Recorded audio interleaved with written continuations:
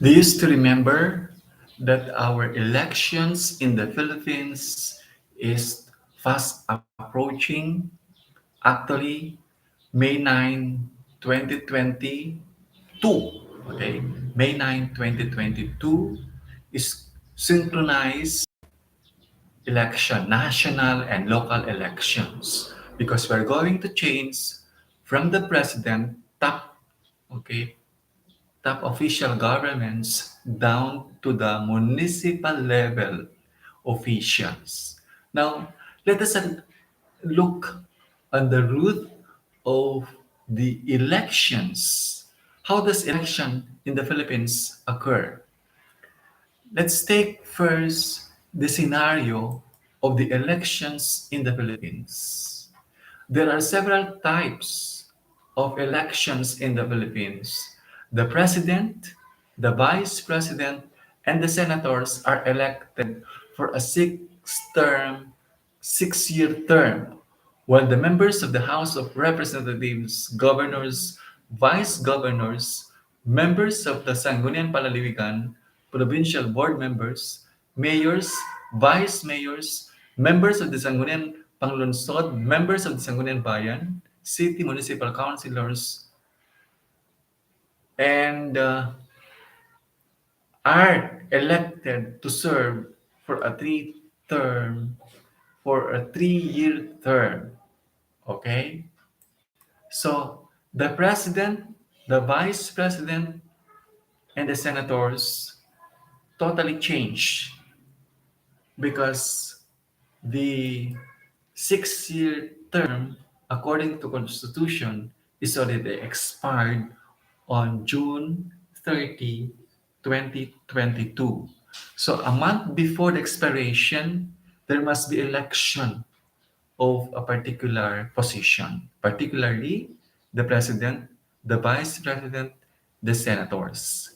Now, what about those that are elected with 3-year term condition? These are the congressmen, congresswomen, the governors, the vice governors, board members in the province, the mayors, the vice mayors, the city councilors, the municipal councilors, and so on. Congress has two chambers. The House of Representatives has 304 seats, which 80% are contested in single seat electoral districts and 20% allotted to party lists according to a modified hair quota, with remainders disregarded in a three-seat cap. These party list seats are only accessible to marginalized and underrepresented groups and parties, local parties, and sectoral wing, wings of major parties that represent the marginalized. The Constitution of the Philippines allows the House of Representatives to have more than 250 members by statute without a need for a constitutional amendment. The seat of the Senate has 24 members who are elected on a nationwide at large basis. They do not represent any geographical district. Half of the Senate is renewed every 3 years. So 1 to 12, 6 years, then 13 to 24 is another election. The Philippines has a multi-party system with numerous parties in which no one party normalized has a chance of gaining power alone, and parties must work with each other to form a coalition government. The Commission on Elections is responsible for running the elections. Under the constitutions, elections for the members of Congress and local positions except barangay officials occur every second Monday of every third year after May 1992. And presidential and vice presidential elections occur every second Monday of the May every 6th year after May 1992. Or elected officials except those at the barangay level start and end terms of office on June 30 of the election year. So there must be election before the end of June 30. That's why 2022, on May 9, 2022, as I said, is a national and a local elections in the Philippines. And there are also absentee voting abroad, and you can vote there outside the Philippines. They can now start the absentee voting on at the end of April or as early as April 25 until May 3 or May 4, something like that. It depends on the COMELEC consulate in the different countries. Now, what is the importance of this election for 2022? Remember that when Duterte won the 2016 election, there was a great impact of election prior to the running of this, you know. But as I said, this is a constitutional exercise of our sovereign, uh, you know, rights to vote. But every citizen of the Philippines has its own, discernment to exercise the suffrage. But sometimes they do not exercise. Sometimes they have what you call selective suffrage of, you know, uh, exercising the rights to vote. Because if someone commit, for example, murder or something that is very heinous, there is also a particular law in the Philippines mandated by the constitutions or granted by the constitutions that you cannot exercise your suffrage if you what serve in the jail for more than 12 years. So it's a logical that you cannot exercise your suffrage or right to vote if you are convicted as murder or any heinous crimes, for example. But it depends, okay? The court will determine the particular case if that is the case. Now, sometimes we can also uh, use the Constitution as our reference, legal reference. Now, during the time of Spanish-American War, the Philippines was really exercising the local officials, but they're replaced. The first republic, the first Philippine Republic, were replaced by the insular government of the Philippine Islands, which were established by the United States.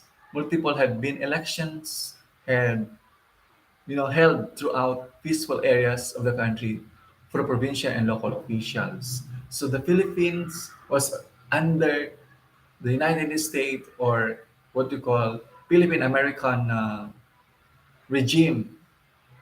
The Captain General of the Philippines and the first a national legislature, but the former did not control the whole Philippine archipelago, so nationwide election could not be held.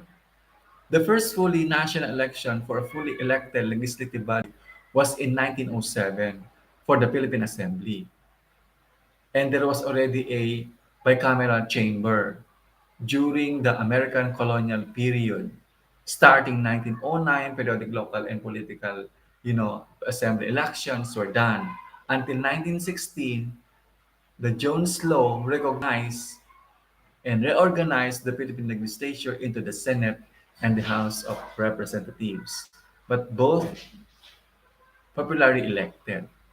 And then until such time that there was a 1935 Constitution instituted the Commonwealth of the Philippines, and with it, the President, Vice President, and the unicameral National Assembly. Then elections were done for these offices later that a year. The National Assembly amended the Constitution until 1941, 1942, 1946, until such time that we reaches the 1972 Constitution. But there was a 1971 already. We have 24 senators, 16 and 8 senators elected in 1946 and 1947. 4 years starting 1949. But according to the history, these are not new to us, but American introduced to to the Philippine setting because they wanted to, to separate already the Philippines from American Constitution. The Philippines reached its independence. Okay, but there was already independence 1898. It was under the American Republic, American Constitution. So much so, the Philippine history is very much, you know, rich with this particular election fora for a certain degree. So, thank you very much for listening. I'm very sure that I contributed much to this election, both wisely, honestly, and with God fearing. You select or you write the name of the candidates with three values: God fearing, pro, you know, human, and eco-friendly. That's it. I will not mention the names, but you always include pro God, pro men, and pro environment. That's all, and thank you very much for listening. Please subscribe my Great Author channel. Thank you for those who subscribe me and like and share, of course. Thank you.